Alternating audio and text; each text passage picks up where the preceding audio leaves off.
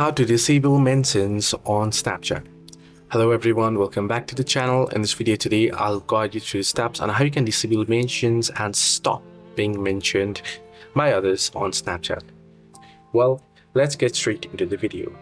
First things first, you want to go ahead and open up Snapchat. Once you have opened up Snapchat, tap on the profile icon at the top left corner of your screen and you'll be on the profile.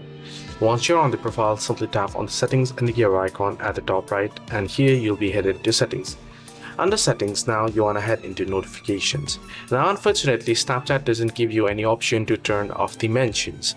So what you'll have to do is head into notifications and you'll find the option mentions. You want to make sure that the mentions option is toggled off, and that way even if you are mentioned, you won't get any annoying notifications for it.